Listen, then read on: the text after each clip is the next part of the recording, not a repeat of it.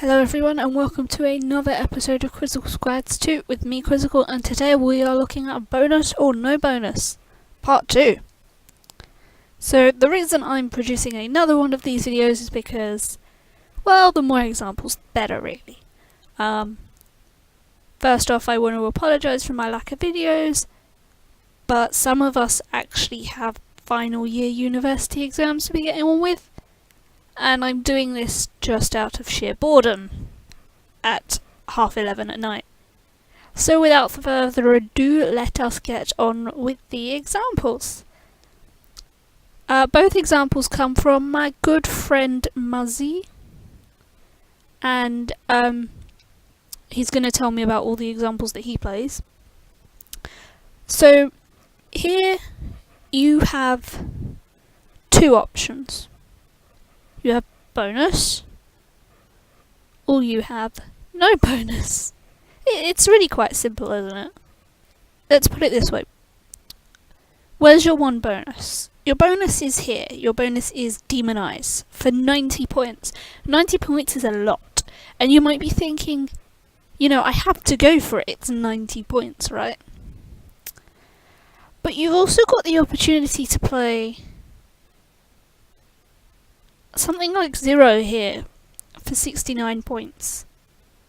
And you may be thinking, well, you know, Demonize is actually quite a risky play in a way, because there are 2 S's unseen, there are 2 D's unseen, and your opponent could come back with an easy 40, 50, maybe even 60 point score, depending on what they're able to play underneath Demonize. And compared to 0, it's just not giving that much back, and your opponent is less likely to be able to maximise their opportunities off of 0 than they would be off of Demonize. You also have different options, like you could also play something like Zoomed.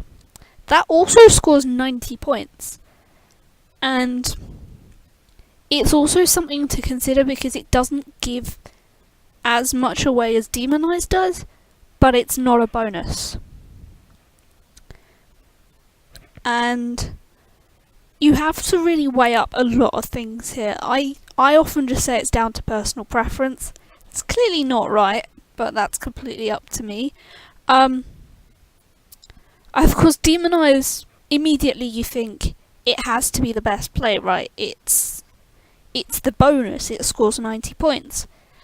But given this position and the scores, Demonize is probably the correct play, because you need to make sure that the potential to score is there so that you can retake the lead or catch up with the lead. So when you're behind by 120 points, as my friend Muzzy is, increasing the power plays option, if we're going to call it that, on the board is probably better than being overly defensive. But if the scores were the other way around, and Muzzy was leading by 120 points, it probably would be better to play Zoomed, or even 0. Probably Zoomed though, because for some people the blank is worth those extra 20 points. Just because it's more defensive and it gives less back. So when you're thinking about bonus or no bonus, it really is all about the scores, the aggressiveness of the play, the defensiveness of the play, and kind of generally just thinking about all that stuff. And sometimes it really is hard to think about all of that stuff at once. So now I will go and get you the second example, and I'll be back in a flash. Okay. That was the quickest flash I think I may have ever taken. Good job it wasn't a different kind of flash. But anyway, here's the second example.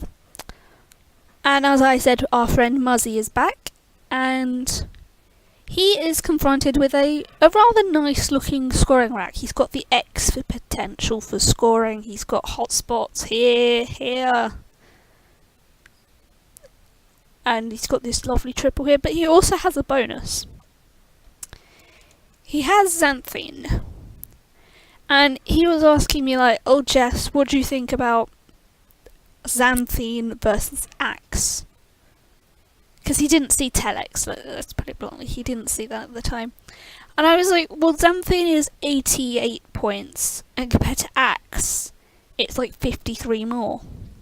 So, what xanthine does, it's like any bonus, it clears your rack and gets you a load of scores.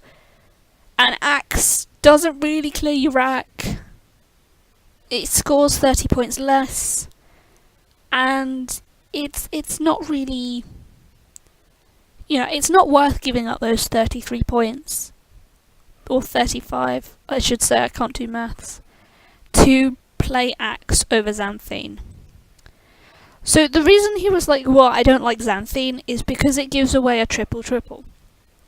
So here, the bonus would put Muzzy just over 100 points ahead, like 112 or something. And he was really worried about, he wasn't really worried, he was just wondering about the positioning of the E. Now, when you're ahead, or going to be ahead by a significant amount of points, you always have to consider making openings like this that your opponent could get a significant amount back on. And these are the kind of players where having your tile tracking really, really helps. So, do I have the tile tracking up? I do. I have a bit of the tracking, that's good enough for me. So here there's 6 E's left, an L, and 3 R's. You might be thinking, well, why is it important, the number of E's, L's, and R's?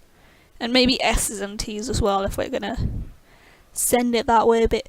And the reason is because playing any kind of 9-timer with the E in the third place is actually a lot harder than you might think, because before it you'd require you'd require like a consonant E and then like some other letter and then end in like ing or ist, ier, you get the picture. Or it has to start like br, bl, dr, gr, or st, sl, sh, maybe th. It becomes a lot more difficult to get the right letters to go there. I mean, unless your opponent has like the perfect retains, then it's a lot harder for them to make the word that fits there. So to be quite honest, an E in like third, or that's not so good. An E in like third, or in 6th, or 5th, or 4th, they can be a lot harder to play than an E in like 7th, or 6th, or even in 2nd. So sometimes you have to consider not only that you're opening a 9-timer, but where it is. So you're probably like, oh Josh, you haven't talked about telex yet. So telex is bad, and you wouldn't want to do it because your rack leave just isn't good. You're giving away like a major scoring spot to your opponent, and axe is just way more balanced for 3 less points. But you could also say, hey, we're going to be ahead by 80 points. What's wrong with hexes? And there isn't really anything wrong with hexes, apart from the fact that it's not the bonus. Because you're not going to give up 40 points to be this defensive. You'd much rather have the points, have the turnover, than try and be defensive and have it completely backfire, which is completely possible. So what hexes does is it blocks off the N. It gives an H back, but H's aren't particularly useful. Blocks the L as well. But it does leave column 14 open, and we haven't talked about that, but I prefer leaving this inner border. So column 14, column 2, row B, row N. I like leaving those lanes open because you get the triples back. So here, definitely in this scenario, I would go for xanthine over your non-bonuses, because mostly the score is just that much better than the non-bonuses, but also because there's just really not as worrying a threat from the 9 timer, especially with like the 1 blank left. So there's no summary today, but I hope you guys learned something. I hope you enjoyed it, and I hope to see you next time, whenever that is, for more of Quizical's Guides 2. Bye!